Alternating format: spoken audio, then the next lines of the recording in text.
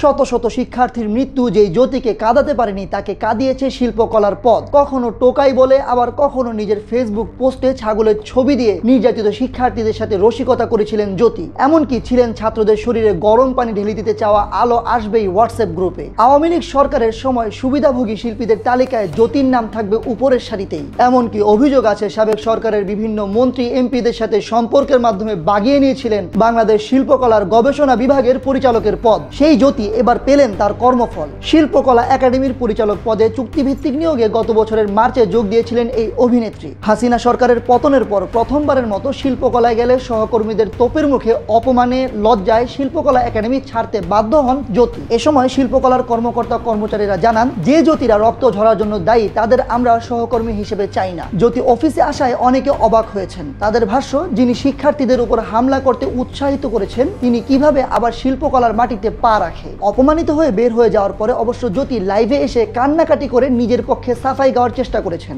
এমনকি নিজেকে সংখ্যালঘু দাবি করে সহানুভূতি অর্জনেরও চেষ্টা চালিয়েছেন। লাইভে জ্যোতি বলেন, আমি ঠিক আছি, এখন পর্যন্ত আমার চাকরি আছে, এছাড়াও আমার মেয়াদ শেষ হয়নি, এমনকি নিয়োগ বাতিলেরও কোনো প্রসেস এখন পর্যন্ত হয়নি। তিনি বলেন, আমি অফিসে যাওয়ার পরে ডিজি আমাকে বের হয়ে যেতে বলেছেন। আমি তখন আমার রুমে গিয়ে আমার পার্সোনাল জিনিস, মায়ের ছবি, কিছু কসমেটিক্স ও স্যানিটারি প্যাড সহ যা আমার ছিল তা নিয়ে বেরিয়ে গেছি। জ্যোতি বলেন, সবকিছু অবিশ্বাস্য লাগছিল, পরিচিত কলিগদের অপরিচিত মনে হচ্ছিল বলে জানান তিনি। এই সময় জ্যোতি দাবি করেন যোগ্যতা বলেই এই পদে এসেছেন তিনি প্রশ্ন রেখে বলেন, আশা রেখেছিলাম এই সরকারের আমলে সবকিছু ভালো হবে, কিন্তু কাউকে চেয়ার থেকে নামিয়ে দেওয়া কতটা ভালো কাজ হলো এটা আমার জানা নেই। আওয়ামী লীগের পক্ষে কাজ করার বিষয়ে জ্যোতি বলেন, আমার বয়স হওয়ার পর থেকে আমি শুধু একটা দলকেই দেখেছি। কারো যদি কোনো দল পছন্দ হয় এই কারণে কাউকে পদ থেকে সরিয়ে দেওয়ার উদাহরণটা এই প্রথম দেখলাম। এ সময় তিনি জানান, আমার বড় পরিচয় আমি অভিনয় শিল্পী, আমি সেটা নিয়েই থাকতে চাই। এছাড়াও দেশ ছেড়ে পালিয়ে যাওয়ার বিষয়ে জ্যোতি জানান, আমি কখনোই ভাবিনি এ দেশ ছেড়ে আমাকে চলে যেতে হবে।